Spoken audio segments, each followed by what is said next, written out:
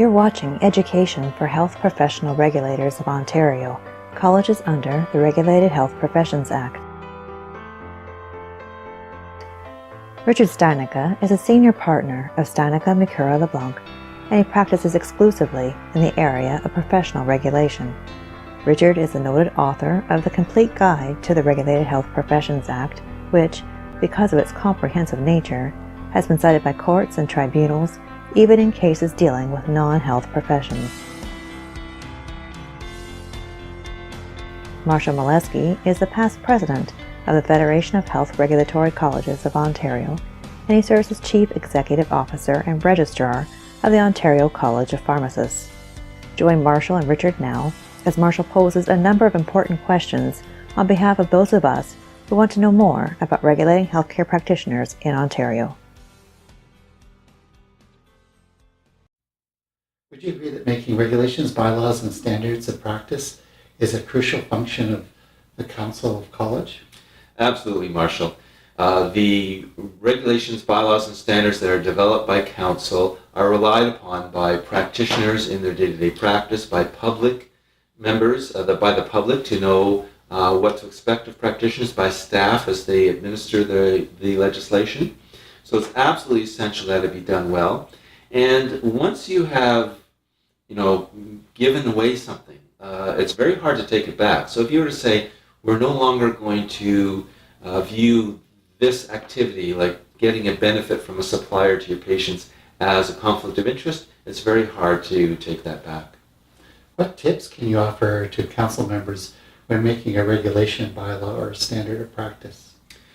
Well, the council has to ensure that it has adequate information. They have to know why there's a need for this provision in the first place. What's the context? What's happening now? What's being dealt with? How is this issue being dealt with in other professions, in other jurisdictions? What are the options we have for addressing this issue? What's the public interest rationale for those various options? What are the implications? What could unexpectedly occur if we make this particular policy? And how are we going to implement it once it's done? And you would apply risk management principles to that discussion.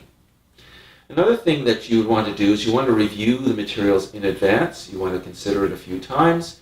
You want to have a healthy discussion. You don't want to just say, hey, everyone approve this, okay. You want to actually discuss all those things that I just mentioned. You want to make sure you're covering the issues thoroughly and that the decision is being made on the issues, not about individuals. And you want to listen to others and have an open mind and hear everyone while the discussion is taking place. You also want to avoid extraneous influences, especially if those are not in public. For example, any kind of lobbying by a stakeholder group. You want to make sure that all the information is being supplied in a transparent fashion from all stakeholders. You want to make a very clear decision. Everyone understands the wording. You don't want to draft these things, redraft amendments on the fly. You want to ensure there's a clear result. If you need to defer the discussion, you want to do so wisely and not just because it's challenging. And you want to have a built-in mechanism to review the decision in a year or two to see if it's working. So what's the process for making the regulations? A regulation usually is reviewed by council first and then is circulated to the profession and the general public for comment and discussion. Council will then review those comments and will enact the regulation in a recorded vote so the ministry knows how everyone voted. The Ministry of Health will then conduct a policy and legal review of the draft regulation. Often this involves numerous questions. Legislative Council will then review the document and will draft it in formal legal language. Cabinet will review and approve the provision, the regulation, and then it will be published in the Ontario Gazette as law. How does the making of a bylaw by council differ from the making of a regulation? There are some features that are the same. Council reviews and usually circulates the profession for comments, although not every bylaw requires circulation and is approved by the council. The main difference is that it does not have to go through the ministry for approval.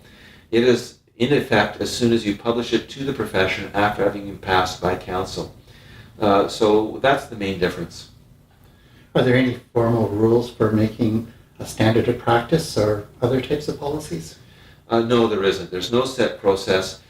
I think it is common, though, to, first of all, have a discussion about the issue, identify the issue, research it, perhaps have a discussion paper prepared by staff. You would typically discuss this at council more than once. And if it's an important document, you probably would have some consultation, and you would have a final council debate and decision on it.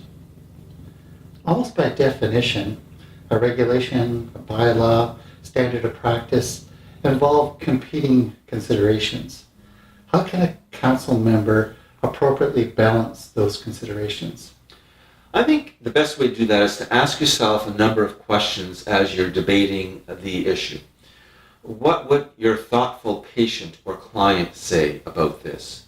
What would the minister say about this? What would the media say about it if they were reporting on it? What will the courts say if it's challenged there? Is there any hidden agenda that's behind this discussion? Will there be any unanticipated consequences as a result of this decision? And at the end of the day, what is the public interest here? Thank you.